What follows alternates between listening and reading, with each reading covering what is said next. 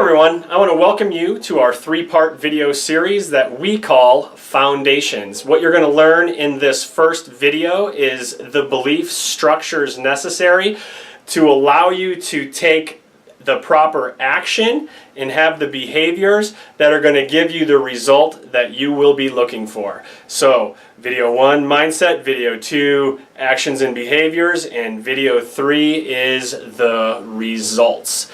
Now, to start things off, I like to really, what you need to do is really evaluate right now, put consciousness to it, because most of us never think of this. I know I didn't, but we got to put consciousness to what we really believe about our bodies and health. Let me give you just a quick example. So when I was growing up and going through school, I didn't have any kind of a chiropractic background. I knew that my dad went for a short period of time for some problems that he was having with his lower back. And as I was going through school and I'm learning anatomy and I'm learning physiology, which is simply, where are the parts of the body and what do they control and coordinate.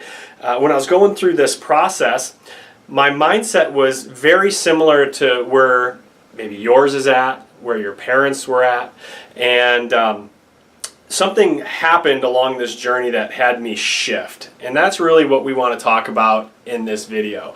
So first of all, I want to ask you a question, and I want you to take a second and either answer it out loud or write down an answer, and that's simply this: why do people go to doctors? What do you think? Very commonly at this point we hear feedback, at least for me, when I was growing up. When I went to the doctor, when I broke something, that's when I went to the doctor.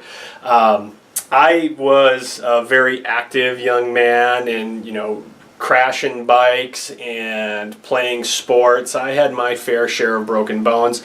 I'd go to the doctor, they'd put a cast on, and all would be good in due time. Usually 6 to 10 weeks, depending on how bad the fracture was at that time. So that is very similar to where everyone else is at. Probably even where maybe you're at. Is certainly where our community is at, and that's simply people go to doctors because they don't feel good or they have a symptom. All right. So completely different question altogether, and again, I want you to take a second, try to answer this. When do people go to the doctor? Think about this for yourself. If you woke up tomorrow with a sniffle, would you go to the doctor? If you had a runny nose, would you run off to the doctor? If your face was congested, would you run off to the doctor? If you woke up tomorrow and you had a mild grade headache, would you run off to the doctor? I'd be willing to bet that most of you would say no, probably not. Now there's some people that would run to the doctor anytime they have a symptom, but I know that that's not you, so we're not talking to you in this scenario. But typically when people go to the doctor is simply when you wake up with a headache, you think, oh wow, maybe I'm dehydrated, right? So you grab a drink of water, and then it's still there. Maybe you'll go down and take a nap, I need a rest. Or if you can't rest, you got to go to work, right? So maybe you take like an aspirin or an ibuprofen. And if that headache persists and gets worse, and it gets to the point to where it is starting to, that symptom itself is really interfering with what you want to be doing or your ability to focus, then maybe you go to the doctor. Right? So you don't go right away. You go when everything you've tried on your own through your knowledge base, everything you've tried on your own is not working, right? Okay, next question. What do you expect to receive at your doctor's visit? Now sure, you want to maybe know what's going on, right? If you have a headache for 3-4 weeks, you want to make sure that you don't have something really major going on. I get that. But when it comes to interacting with that symptom and changing it, what do you expect to do, or what do you expect that doctor to give you or to do for you? And typically, in the medical model, they have two main things that they do. Either medication or surgery. So those are really the two tools, if you will, that medicine has to offer. Now, let me ask you this. Are there any harms associated with medical interventions? Think about that. Is there? Now, I don't watch TV anymore. It's been a couple years, mainly because I got kids and I'm busy, you know, trying to keep my life in order. I don't have time to sit down and watch TV for the most part. But I remember distinctly watching a TV show with my wife. And I remember the commercial coming on, and you know, there was a lady running through a field of flowers, and she was depressed. Clearly not while she was running through the flowers. She was looked pretty happy then. But then there's this long list of side effects. 3/4 of the commercial was all of the quote-unquote side effects, which are also known as adverse effects, which means that, you know, it's a result that you're not expecting to get from it, but it happens. And there's a long laundry list of that. So yeah, I mean, I've often heard from people, especially, you know, our population of folks that we take care of who are older, you know, they say, yeah, the cure is worse, or the cure is worse than the condition. And the reality of it is, you know, that's true in a lot of cases. Now, think about this for a second. This is coming back to, are there any harms? Now, there is a statistic out there that says, or at least this was back in 2006 for sure, is when they had this out, is that prescription medications kill 250,000 people a year. And that's when it's taken in the proper dosage for the proper symptom. Now, that's an extreme adverse reaction, and this isn't you know, Dr. Jack time to bash medicine. This isn't it. This is a reality to think about. Are there any harms? Now, if you had the choice. And this seems like a really silly question, but if you had the choice or the viewpoint on taking a medication versus not needing a medication, which body's better off? I mean, we could see this. So the U.S., you know, we take 60% of all the world's drugs, and we make up 3 to 5% of the population. And what the World Health Organization tells us, you know, in terms of a result, right? So like the belief that we just ran through, these beliefs that we just ran through here, like, you know, you go to the doctor when you have a symptom and what you're trying is not going to work, and basically the tools that they have to take care of you are drugs and surgery. When we look at the United States health, like just overall health metrics, the World Health Organization ranks us 37th. Now, we take more than half the world's drugs, we're 3% of the population. If medications were the path to better health, we would be right on top.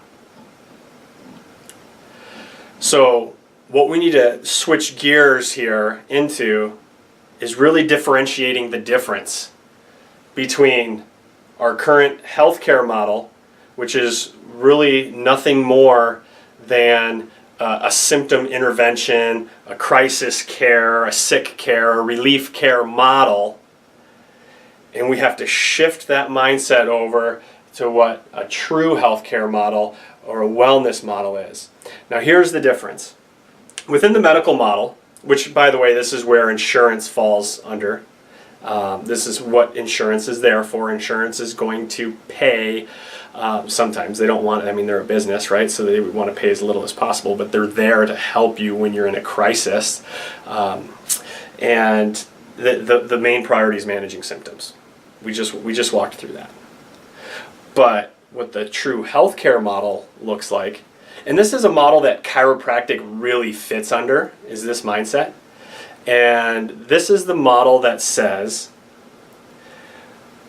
we need to strengthen our bodies, and we need to improve our body's ability to adapt under the stress that we're living in. And the person who adapts the best stays the healthiest. I want to tell you a story about what this looks like in action, what these models look like in action. I told you earlier, or maybe I didn't in this story, but early on I didn't really have any experience within the true healthcare model or the chiropractic model. I never really brought consciousness to it. I never thought of it. But I do remember looking back that, when my dad went to that chiropractor, he was in a lot of pain. He had some major low back pain. In fact, he went to the chiropractor because of his symptom.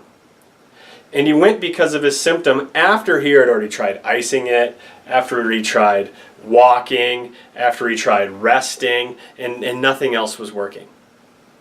And I remember he would go to this chiropractor quite regularly. And that chiropractor was also working in this relief care model. And what he would do is he'd go in, get adjusted, he'd feel good for maybe a day, if that. But I distinctly remember, and I was pretty young, I was in grade school when this happened, but I could remember him, when he would stand up, when he would get out of his recliner chair, it would take him 3, 4, sometimes even 5 steps to get all the way upright. And this chiropractor did prescribe him something that actually worked pretty well to manage his pain when he was super fired up. He had a TENS unit.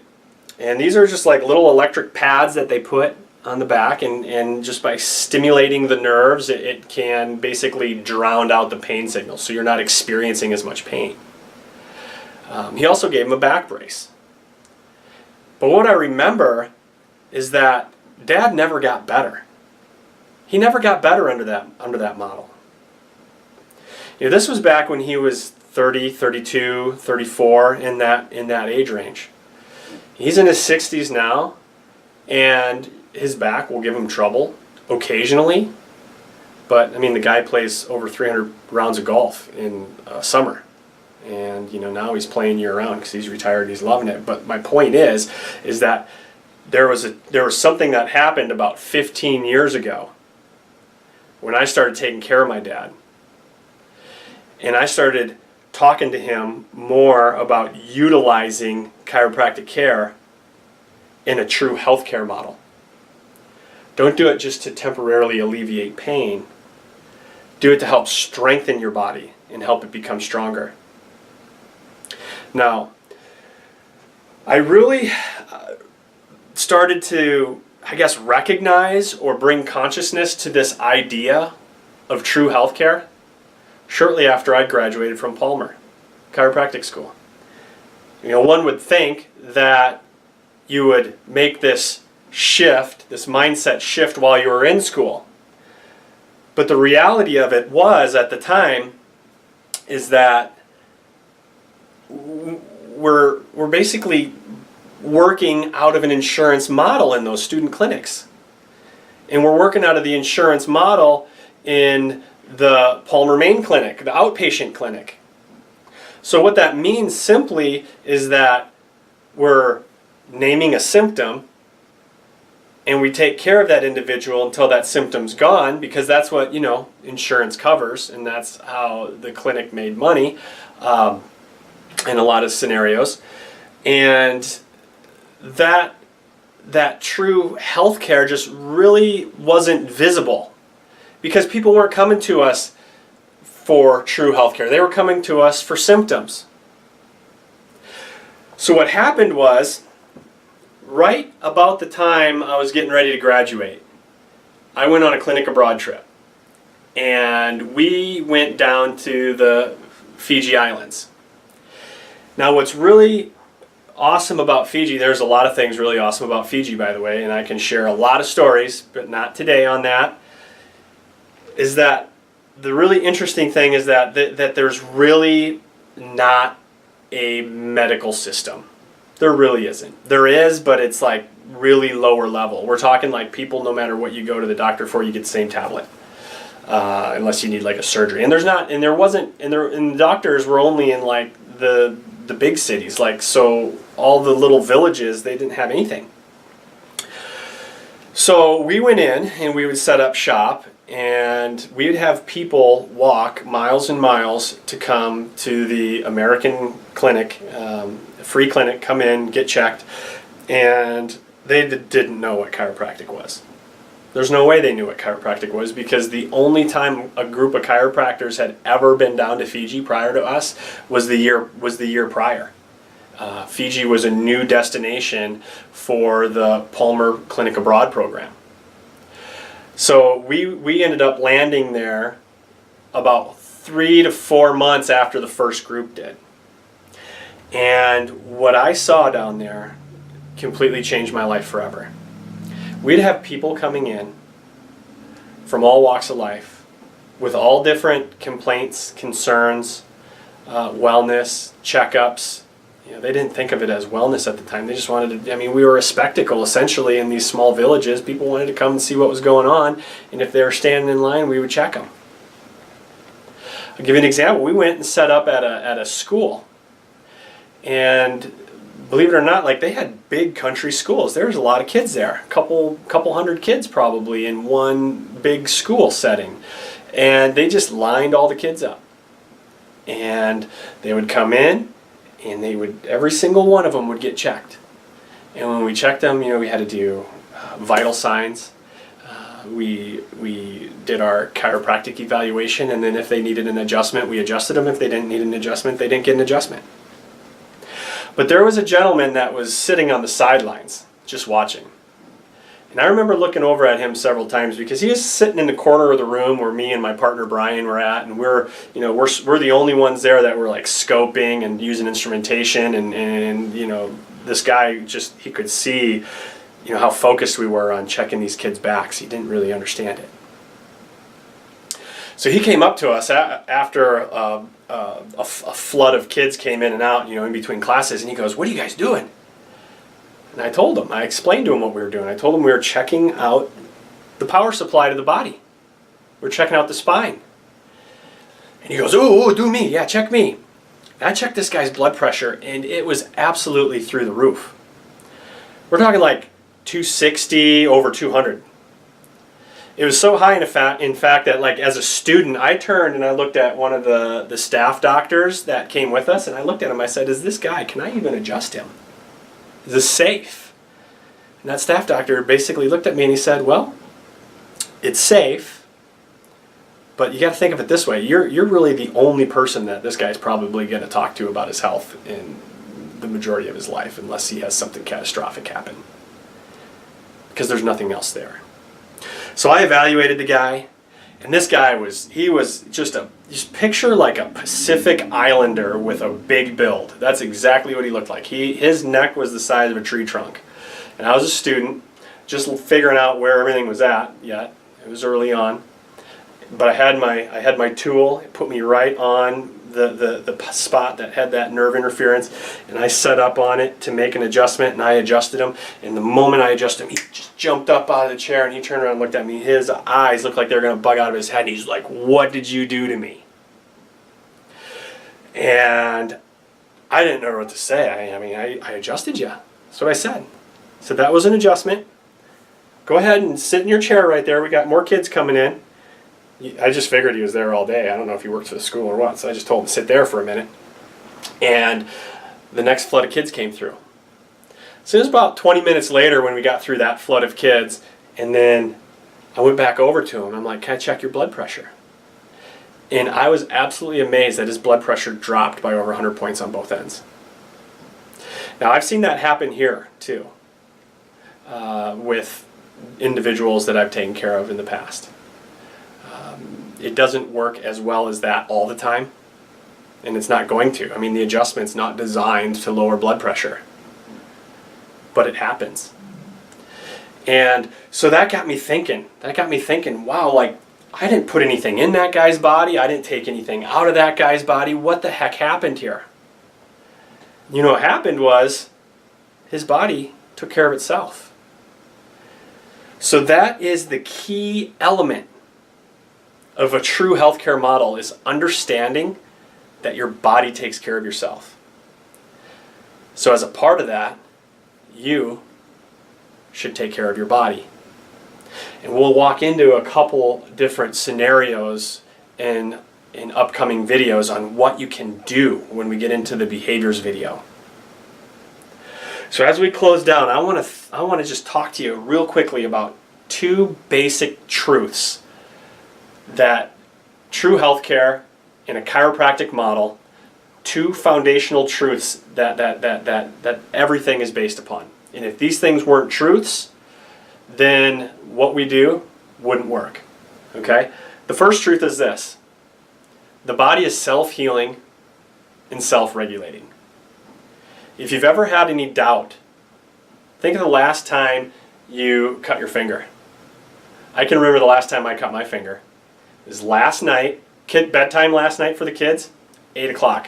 So this was at 11 o'clock. I had all 4 boys out in the kitchen with me, and I was cutting up a watermelon. That's just how we roll. But I was using a big chopper knife like this long when I should have been using a paring knife, and I caught my finger. Sorry, I don't want to flip you off. There we go.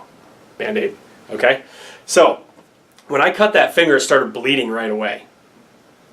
Now, when I open this up now, it's no longer bleeding. And at the time, I didn't really have to think consciously of what was going on in there. I didn't have to think about it. I didn't have to think, is there more, of the immunoglobulin? Is there more IgG, IgA, IgE? We got taught some of that stuff, and some of it, probably really holds true, and some of it we're probably still trying to figure out exactly the mechanisms. But how many red blood cells, how many platelets go into that? How much clotting factor does it take? We don't need to think about all that, because it all happens. It all happens for us. We don't have to think about it. And you know what? I know for a fact that you give me about a month and you won't even know that's there. But if we go down to the morgue and we find a corpse, which is kind of weird to be talking like this, but let's just say, because the reason I'm saying a corpse is because the corpse has, it has the skin, it's got to be fresh, of course. So I'm sorry I'm going there with you guys, but it's got the skin, it's got the heart, it's got the brain, it's got all the wiring, it's got the spine, it's got everything. Everything that it needs is there. Like, the body's still complete. And if we cut that finger, what's going to happen? Nothing. Because life heals. So a living body is self-healing and self-regulating. One more quick example. I'm not going to go down a long trail with this, but just imagine, we got a sperm and an egg.